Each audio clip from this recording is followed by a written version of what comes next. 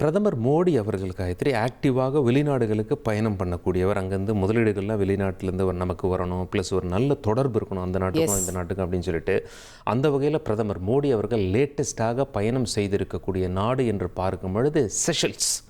இது ஒரு தீவு நாடு, 115 தீவுகளை கொண்ட ஒரு நாடு. ஆஃப்ரிக்காவுக்கு பக்கத்தில் இருக்கக்கூடிய நாடு. ஆஃப்ரிக்காவோட மெயின்லேண்ட்லேருந்து 1500 கிலோமீட்டர் தூரத்தில் அமைஞ்சிருக்கு. இது ஆஃப்ரிக்கா நாடுன்னு தான் சொல்கிறாங்க, ஆனாலும் ஒரு தீவு நாடு. ஆஃப்ரிக்காவினுடைய மிக சிறிய நாடு, பொருளாதாரத்தில் சிறந்து விளங்கக்கூடிய ஒரு நாடு. பெரிய பெரிய விவிஐபிஸ் எல்லாம் அங்கே டூரிசம்காக பயணிக்கக்கூடிய ஒரு நாடாக இருக்குது. அந்த நாட்டிற்கு பிரதமர் மோடி அவர்கள் சென்றார். 3 நாள் பயணத்தை முடித்து கொண்டு இந்தியா புறப்பட்டார் பிரதமர் மோடி அவர்கள். அங்கே விக்டோரியா அப்படிங்கிற அவங்களுடைய அந்த தலைநகரத்தில் திரண்டிருந்த இந்திய வம்சாவளியினர் பிரதமருக்கு உற்சாக வரவேற்பு அளித்த அந்த காட்சிகளை தான் நம்ம பார்க்குறோம்.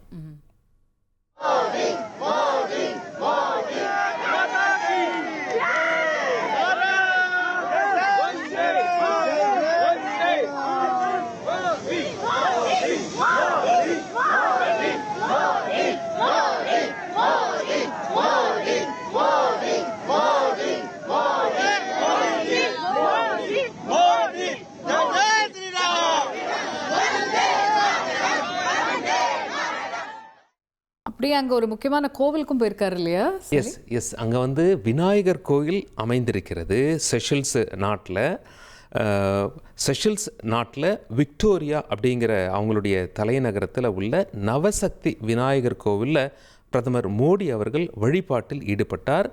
கோவில் வளாகத்தில் திரண்டிருந்த இந்திய வம்சாவளியினர் பிரதமர் மோடியுடன் கைகுலுக்கி தங்களுடைய உற்சாகத்தையும் வெளிப்படுத்தினார்கள். அவர் கோவிலில் சுவாமி தரிசனம் செய்யக்கூடிய காட்சிகள் இருக்கு, பார்த்துருவோமா? ராஜாதிராஜாய பிரசக்ய சாகினே நமோ வஜம் வை ஸ்ரவணாய குர்மஹே.